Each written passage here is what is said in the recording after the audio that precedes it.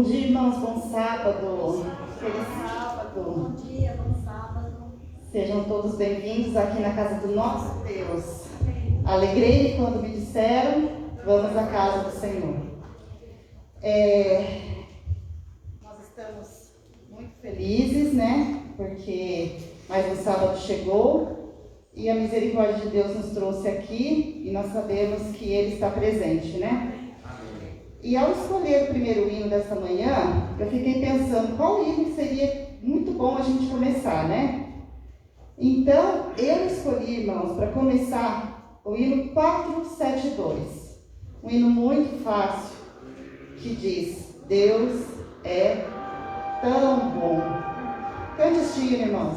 Cante este hino com gratidão no coração por tudo que Ele tem feito e vai fazer ainda por nós.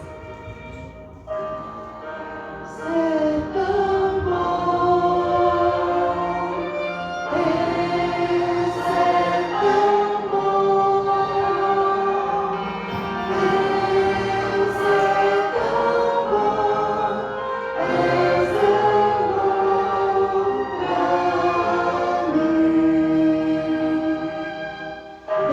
mim. Deus me quer bem.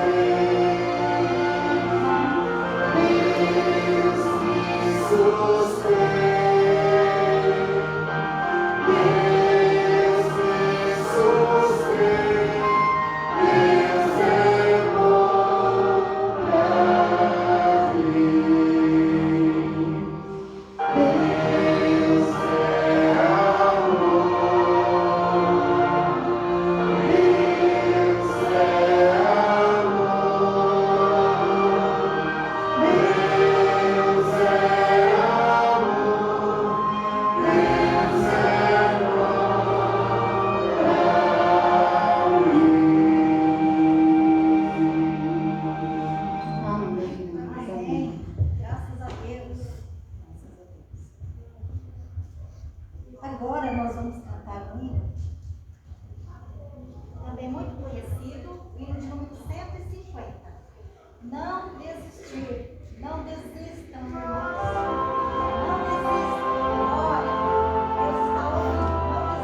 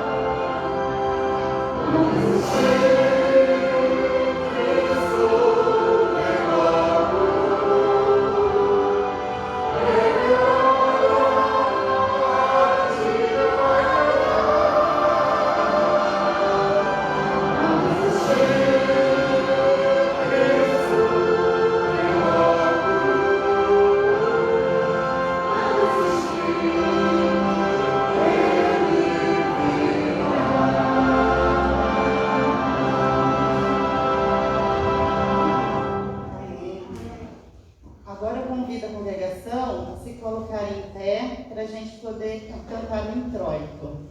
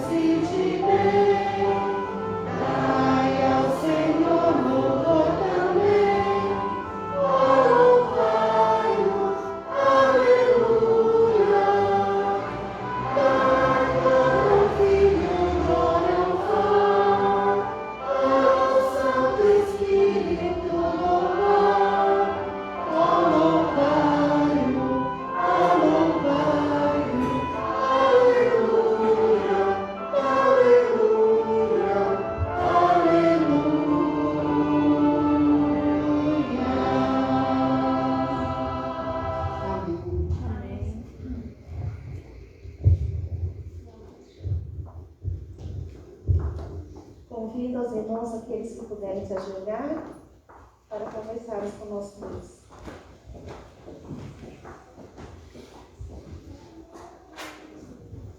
Querido Deus, bondoso Pai, que habita nos altos dos céus, estamos aqui de joelhos perante Ti, para agradecer pela semana que nos deste, pelas bênçãos recebidas e por estarmos mais um sábado aqui na presença do Senhor. Amém. Nos abençoe, nos guarde, dê a Tua proteção, Senhor.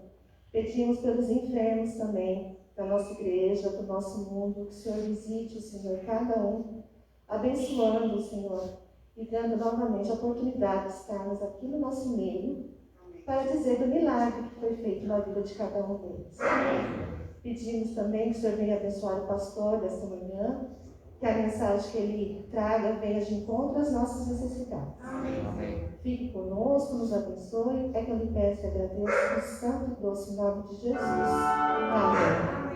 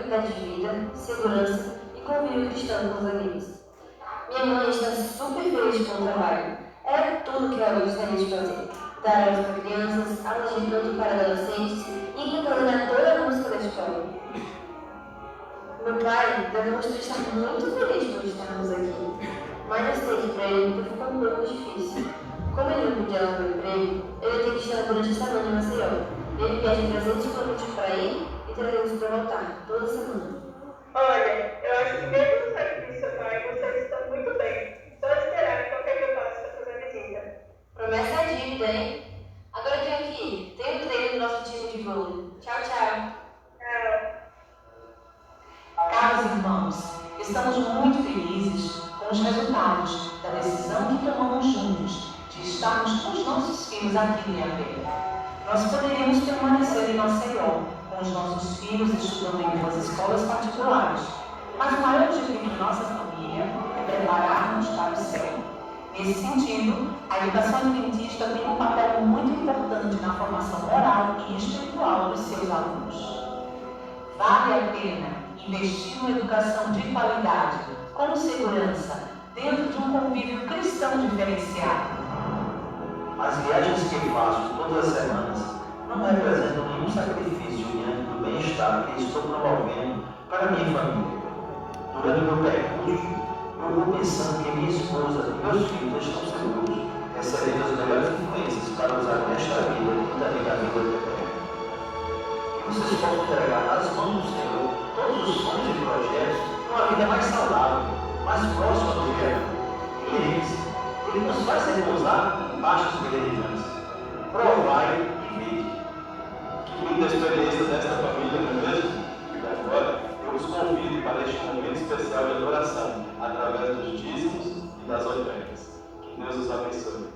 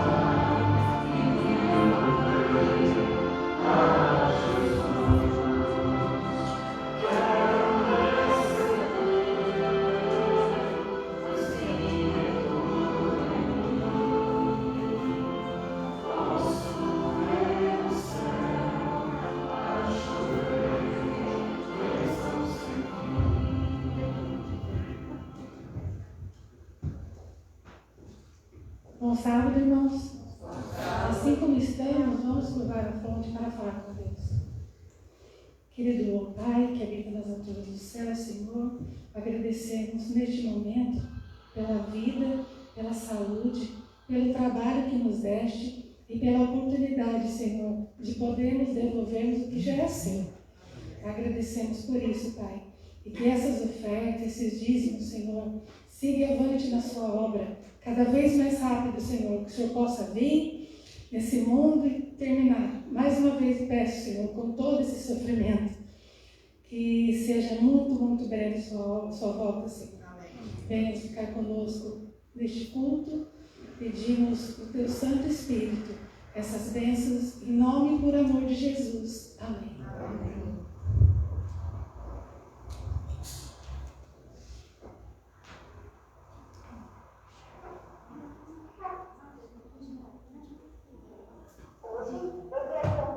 Mais uma história sobre a vovó Ellen. Ellen sempre viajava para muitos lugares para falar sobre o amor de Deus a todas as pessoas. Certa vez, os pais de Ellen receberam a visita do Senhor Otis.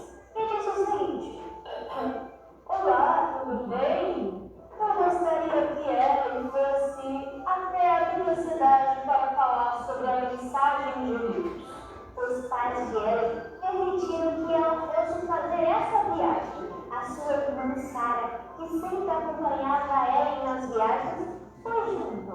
Ellen precisava fazer uma viagem até Boston. Lá, ela iria falar sobre a mensagem de Deus. No culto familiar, Ellen teve uma visão.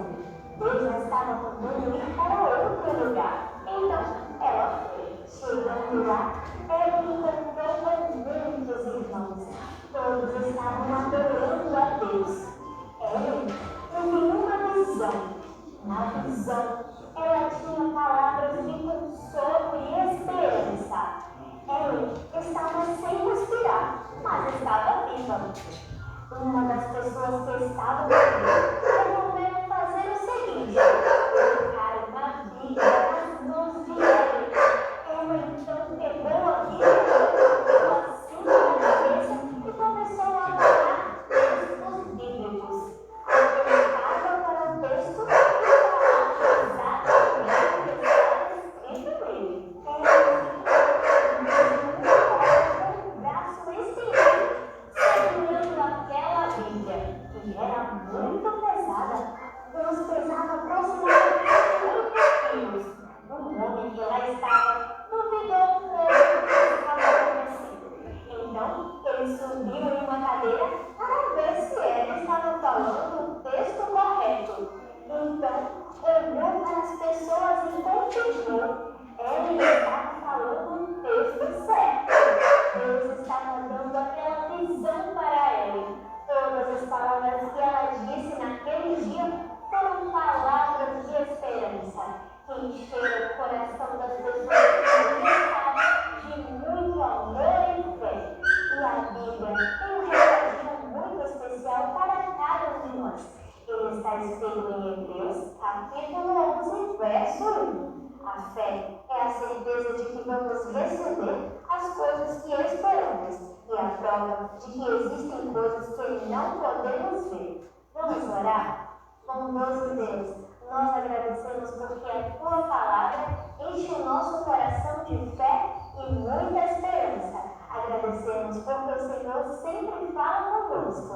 Em nome de Jesus, amém.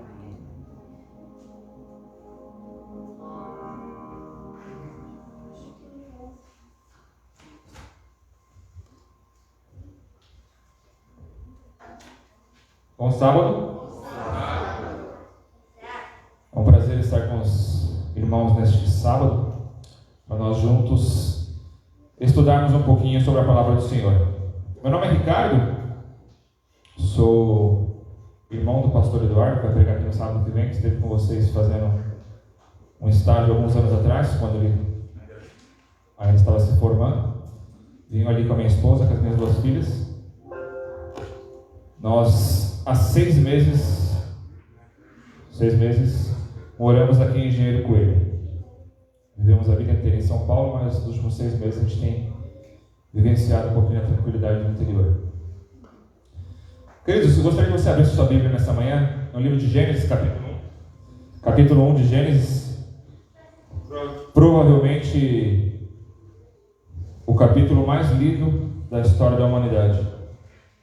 Porque todo mundo começa o ano bíblico por Gênesis 1. Né? Algumas pessoas depois acabam desistindo, desanimando, mas Gênesis 1 todo mundo lê.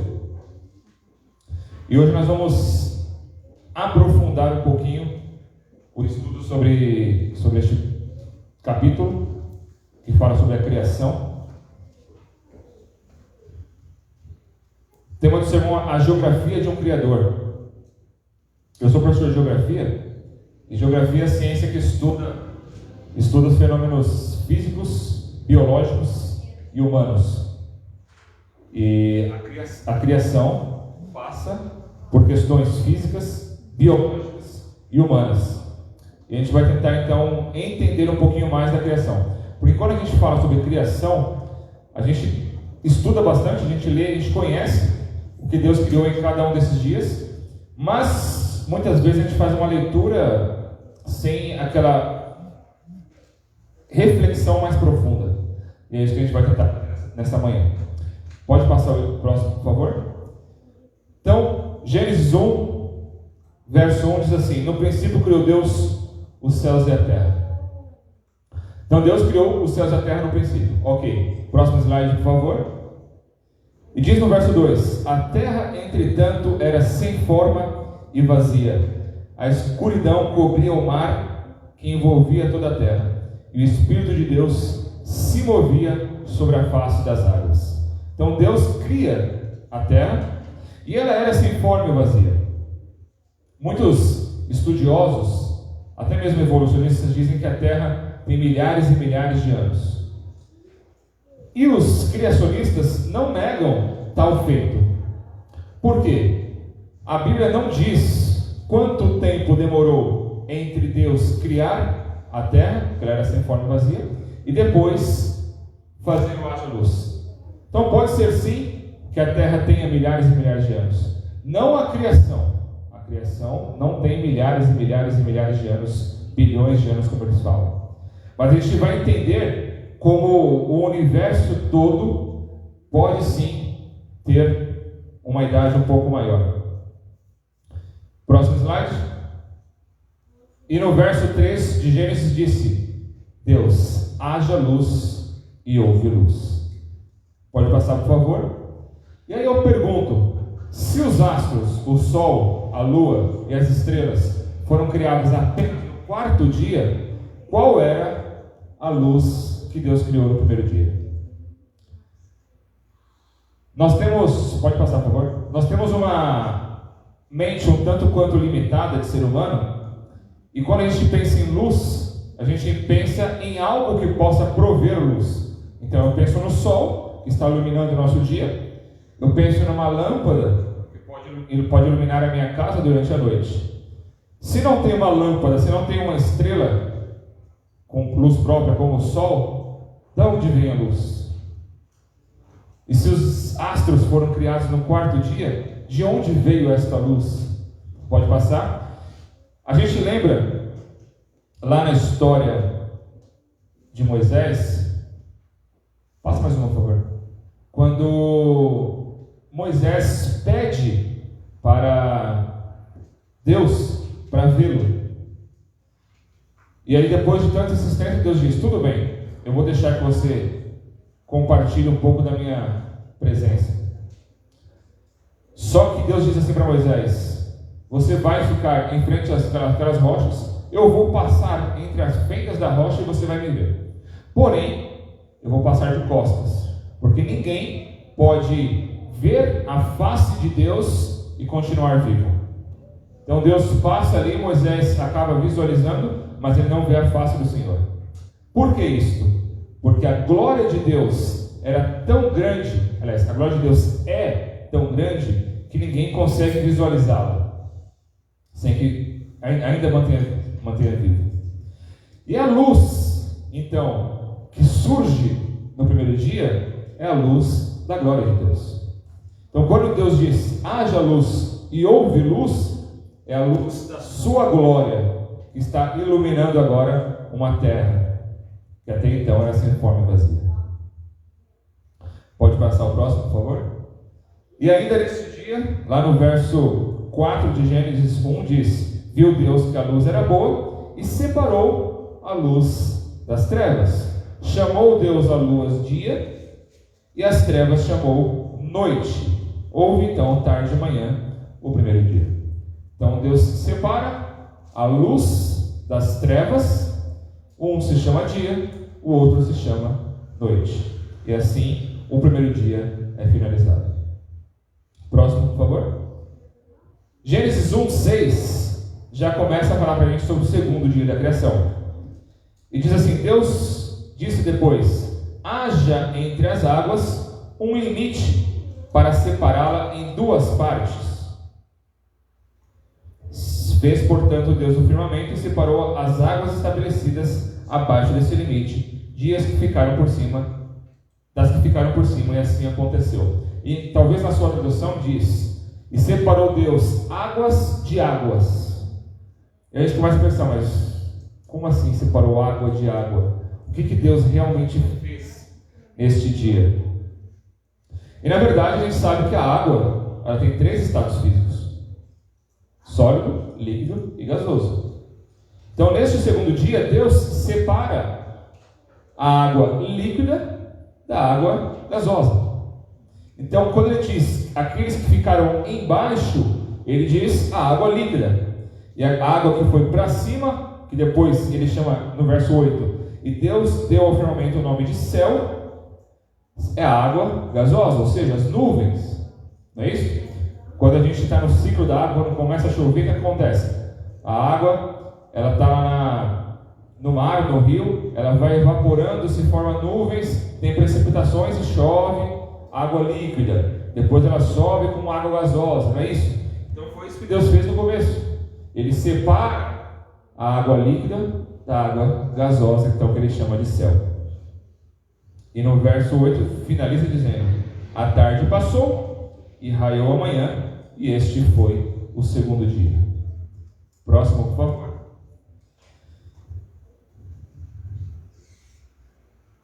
Verso 9 diz assim: que as águas que estão sobre o céu se reúnam num só lugar, a fim de que apareça a parte seca.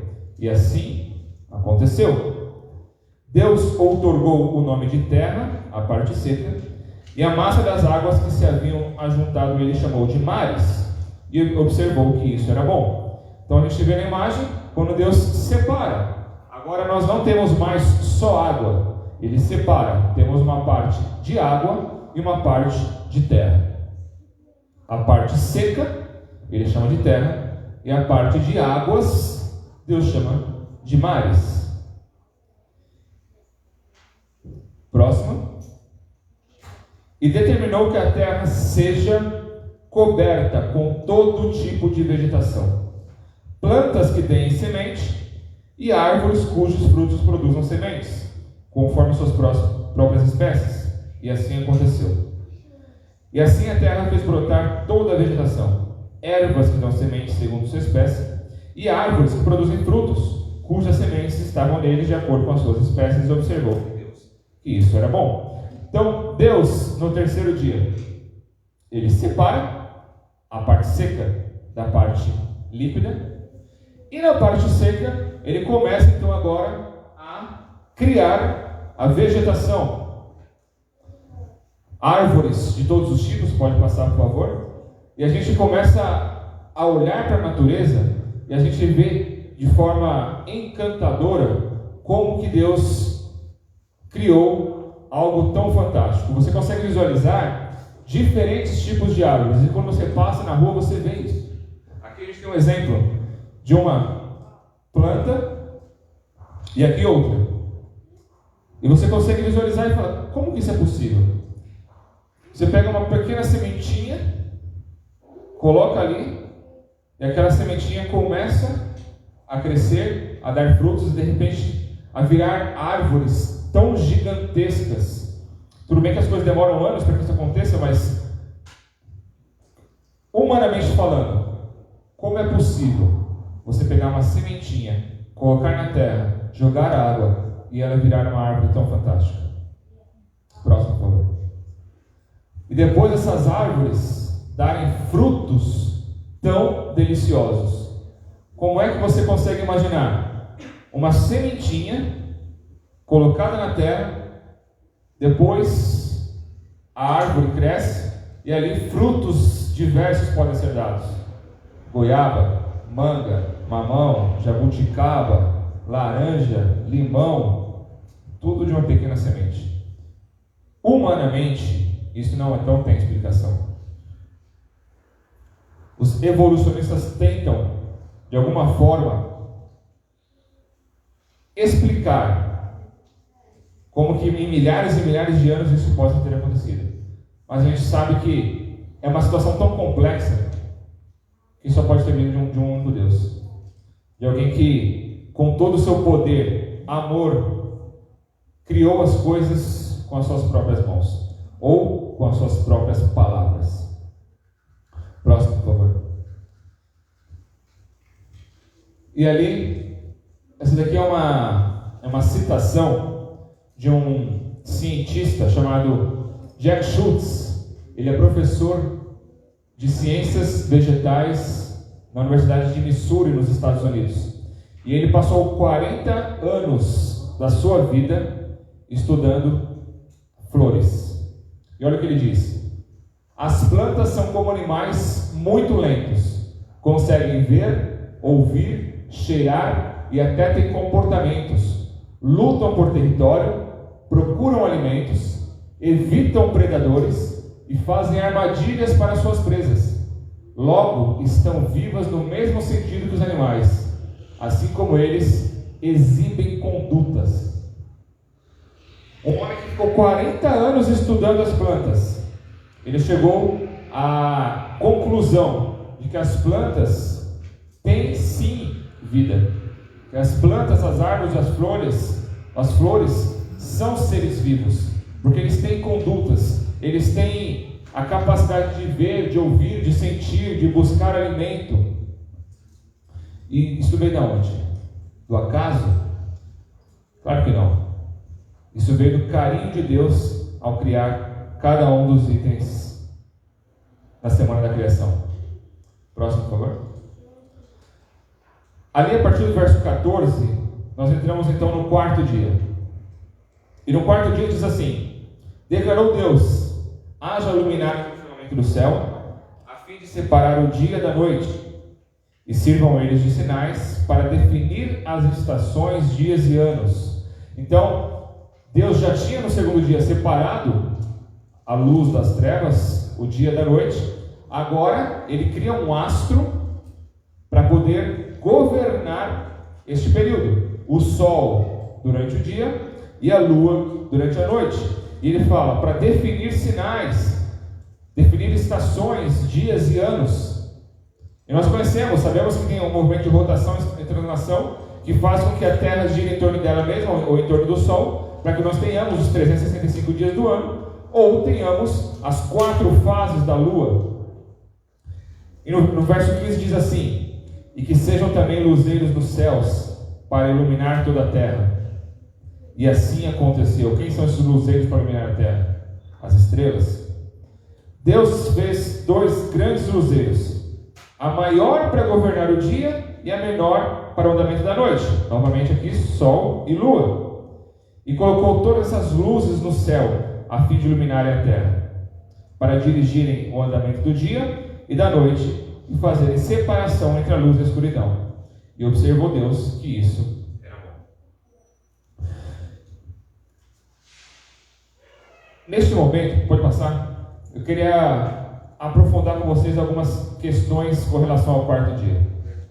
Nós conhecemos hoje um pouco do que o universo possui. Nós sabemos que vivemos no planeta Terra e que o planeta Terra faz parte do sistema solar. Por quê? Porque a Terra gira em torno do Sol para que ela possa ser aquecida e iluminada pelo Sol. Se nós, os especialistas astrônomos dizem que se a Terra estivesse um pouquinho mais próxima do Sol, não seria possível ter vida, porque seria muito quente. E se fosse um pouco mais longe, não seria possível ter vida, porque seria muito frio. Então nós estamos estrategicamente posicionados. E obviamente isso não é obra do acaso. Mas conhecemos o sistema solar, que é o nosso sistema. E o que tem no sistema solar? Pode passar, por favor. Nós temos uma estrela, que é o Sol. Ok? Nós temos 8 planetas, né? Mercúrio, Vênus, Terra, Marte, Júpiter, Saturno e Netuno. Temos 5 planetas anões. Até pouco tempo, Plutão achava que era um planeta, mas virou um planeta anão. Então, temos 5 planetas anões: Plutão, Halma, Ceres, Makemake e Eris. Temos 181 luas, ok? Temos 566 mil asteroides e 3 mil cometas. Isto é o que se sabe sobre o sistema solar, que é o nosso sistema. Pode passar. Só que o sistema solar, ele é um dentro da Via Láctea. Eu não sei se você consegue enxergar, mas toda esta imagem é a Via Láctea. E este pontinho aqui é o sistema solar. Então você consegue começar a visualizar a magnitude que o nosso universo possui. Tudo aquilo ali é a Via Láctea. E o sistema solar, que para a gente já é algo grande, é aquele pontinho ali na Via Láctea. Ou seja, naquele pontinho está a Terra, está o Sol, estão os outros 7 planetas, os 5 planetas anões, as 181 luas, os 566 mil asteroides e os 3 mil cometas naquele pontinho. E aí você fala assim, pode passar por favor. Quantas estrelas nós temos na Via Láctea? O Sol é uma estrela, certo? Nós temos 400 bilhões de estrelas na Via Láctea. Então, na nossa galáxia, nós temos 400 bilhões de estrelas. Uma delas é o Sol. Para a gente começar a entender a magnitude da criação divina. Agora eu pergunto, quantas galáxias existem? A Via Láctea é uma galáxia. A Via Láctea, que tem dentro dela 400 bilhões de estrelas, entre elas, uma é o Sol. E aí eu pergunto, se nós temos 400 bilhões de estrelas, quantos planetas nós temos? Se só uma delas, que é o Sol, tem 8 planetas, mais 5 anões, são 13. Só o Sol tem 13 planetas. E as outras 400 bilhões, quantos planetas tem? Isto na Via Láctea, que é a nossa galáxia. Quantas galáxias existem? Pode passar, por favor. 2 trilhões de galáxias. Você começa a entender a magnitude do nosso universo? Às vezes a gente pensa assim, Deus vai voltar, Jesus vai voltar. Eu vou para o céu. E aí eu vou viajar. Eu vou conhecer Marte, Júpiter, Saturno, Netuno. Isso é só no nosso sistema solar. Você tem outros trilhões e bilhões de planetas e estrelas para conhecer na Via Láctea. E depois tem outros tantos trilhões de planetas e estrelas para conhecer em outras galáxias. Consegue imaginar? Porque às vezes a gente não consegue pensar, mas o que eu vou fazer na eternidade? Porque é muito tempo. A gente tem uma vida aqui de 90 anos, 100 anos. O que eu vou fazer na eternidade? É muito tempo, eu não sei. Mas já chega uma hora que eu não tenho o que fazer. Olha a quantidade de lugares que tem para ir. 2 trilhões de galáxias, cada um ali com 500 bilhões de estrelas. Não sei nem que número é isso. Mas pode passar. Eles sabem. 300 sextrilhões de planetas existem. É você fazer 3 vezes 10 elevado a 23. É tanto zero, que eu não sei nem como é que faz isso. E eles disseram, os especialistas, os astrônomos, que quase 20% destas estrelas são orbitadas por planetas. Então, desses 300 trilhões de estrelas, 20% tem planeta. Agora, quantos planetas tem também em cada estrela, eles não sabem. Agora, o mais fantástico é o seguinte: isto é o que nós sabemos. Nós não temos condições de saber o número real de quantas galáxias existem, de quantas estrelas existem, de quantos planetas existem. Mas nós sabemos que é algo realmente muito grande, que foge da nossa compreensão de quantos 6 trilhões, 5 trilhões, 10 trilhões, sei lá que número que dá isso, de lugares que nós temos nesse universo. Pode passar. E aí nós vamos para o 5º dia, que diz assim, no verso 20: Disse Deus: fervilhem as águas, um fervilhar de seres vivos, e que as aves voem acima da terra, sobre o firmamento do céu. E assim aconteceu. Dessa forma, Deus criou os grandes animais aquáticos e os demais seres vivos que povoam as águas, em conformidade com suas muitas espécies, e todas as aves também de acordo com as suas espécies. E observou Deus que isso era bom. Então aqui no 5º dia, Deus faz o quê? Cria as aves e os animais aquáticos, como está na imagem ali. Pode passar, por favor. E aqui a gente consegue também visualizar um pouquinho do que é a grande variedade da criação divina. A gente vê aqui só alguns exemplos de peixes, mas talvez você tenha algum aquário em casa, talvez algum de vocês gostem de pescar, e vocês sabem a quantidade fantástica de peixes que existem. Cores diferentes, tamanhos diferentes, a quantidade de peixes também é algo que nos impressiona. Pode passar. E de pássaros então? As aves, dos mais diversos tamanhos, bicos grandes como tucano, bicos menores, cores, vermelho, amarelo, azul, o mais diverso de todas as cores. Os pássaros também acabam nos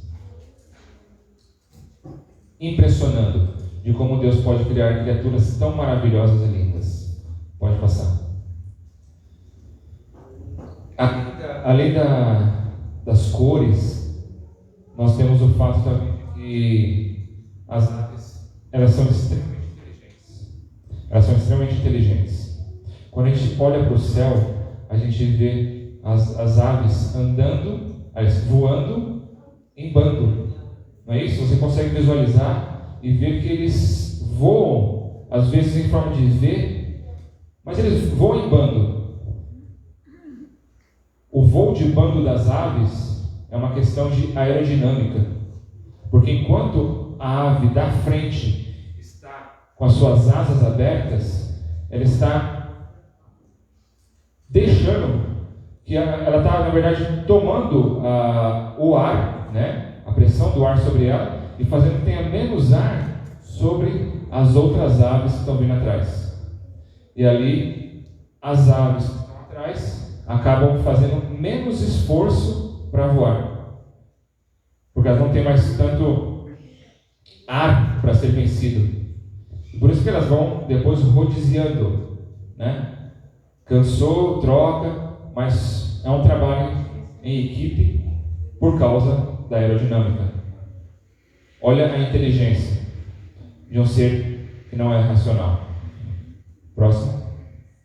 E chegamos ao 6º dia. O dia em que os animais terrestres e o homem são criados. Lá no verso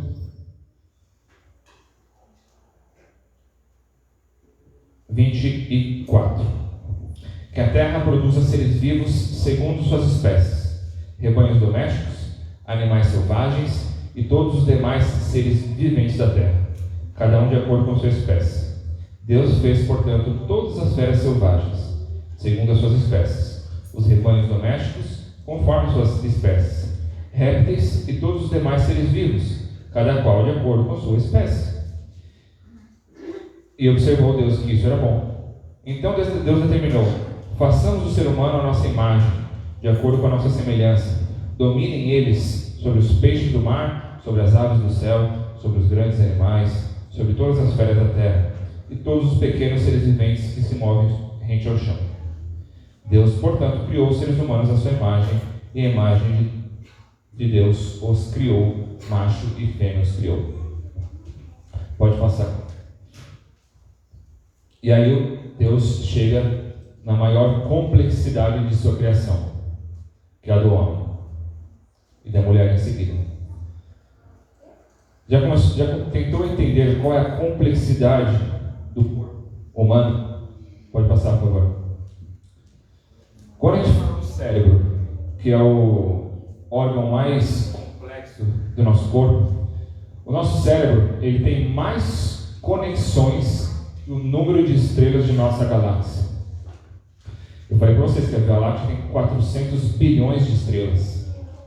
O nosso cérebro, só aqui dentro, ele tem mais do que 400 bilhões de conexões para que nós possamos pensar, agir e fazer as nossas atividades do dia a dia. Nos primeiros anos de vida, de 700 a 1000 novas conexões entre os neurônios se formam a cada segundo. Então, quando você está com um bebezinho no seu colo, a cada segundo, 1000 conexões estão sendo formadas no cérebro do seu filho, do seu neto, do seu sobrinho, e você não está nem percebendo. Tamanha complexidade. Existem de 80 a 100 bilhões de células nervosas no nosso cérebro. Mais de 160 mil quilômetros de vasos sanguíneos se espalham pelo cérebro humano, o suficiente para dar 4 voltas na Terra. 160 mil quilômetros de vasos sanguíneos dentro do seu cérebro. Consegue imaginar? Pegar todos os vasos sanguíneos que tem aqui dentro e dar 4 voltas na Terra. Para a gente conseguir entender um pouquinho de como que o nosso corpo é tão complexo que jamais, de forma alguma, isso poderia ser formado ao acaso, com a evolução das espécies. Jamais. Pode passar. E falando um pouquinho dos hormônios, nós temos 50 tipos de hormônios no nosso corpo. E eles são interdependentes. Para que um hormônio possa funcionar, muitas vezes ele precisa de outro. Então, um hormônio é produzido para poder gerar outro, para poder gerar outro, poder gerar outro, e assim ele possa atingir um alvo final. Eles são interdependentes. Eles não trabalham sozinhos. O nosso cérebro, nosso hipotálamo não produz um hormônio para que ele possa atingir um alvo. Não, eles vão se complementando. Tamanha é o trabalho em equipe que o nosso corpo produz. A coagulação sanguínea, quando a gente faz um ferimento, se corta, essa coagulação ela tem 13 etapas. E elas vão acontecendo em efeito cascata. Se uma dessas etapas falha, a pessoa tem uma hemorragia e morre. Porque ela não consegue estancar. Ou seja, 13 etapas precisam acontecer para que você possa ter ali uma ferida se fechando. Consegue perceber o quão importante é, o quão complexo é a criação de Deus? Mas a mensagem mais importante que a gente tem na criação é a seguinte. Pode passar. Você é único. Sabe por quê? Porque mesmo em meio a trilhões e trilhões e trilhões de estrelas e planetas, a gente não sabe quantos destes têm vida. A gente não sabe quando Deus cria novos planetas. Pode ser que nesse exato momento Deus esteja colocando vida num outro planeta. Mas, em meio a tudo isso, a toda essa magnitude, a toda essa fantástica numeração de lugares, de estrelas, de astros, um deles a gente sabe que caiu, e foi a Terra. Um desses planetas caiu.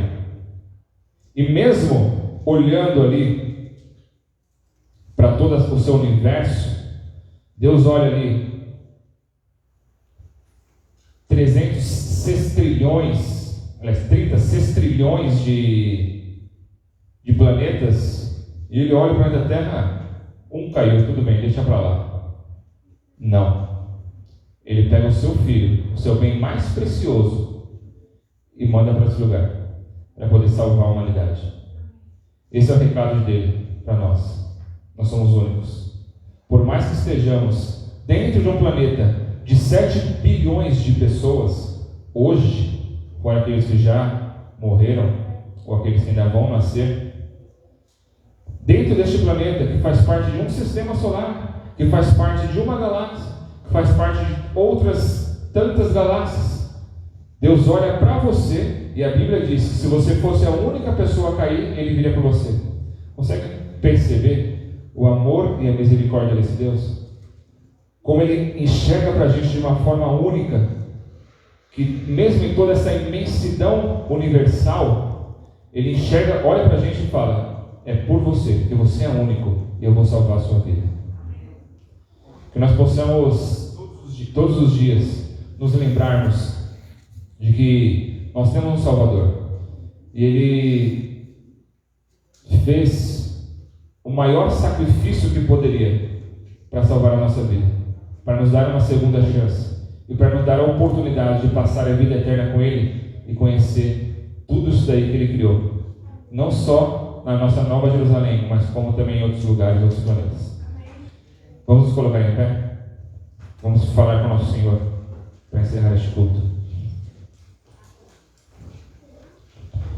Maravilhoso Deus, nós somos gratos a Ti, porque o Senhor é misericordioso, o Senhor é amoroso, e mesmo que estudemos cada vez mais a Sua palavra, e consigamos compreender um pouquinho da magnitude que o Senhor tem em Suas mãos, do universo que o Senhor cria, o Senhor olha para cada um de nós e nos enxerga como seres únicos, pessoas que não são merecedoras de absolutamente nada, mas temos plena confiança no Teu Filho, plena confiança no Teu amor, no Santo Espírito que atua em nossos corações, para podermos colocar em Suas mãos, agradecendo pelo sacrifício que fizeste por nós, e nos pedindo forças, para que todos os dias nós possamos nos achegar a Ti e sermos, no mínimo, merecedores desse sacrifício.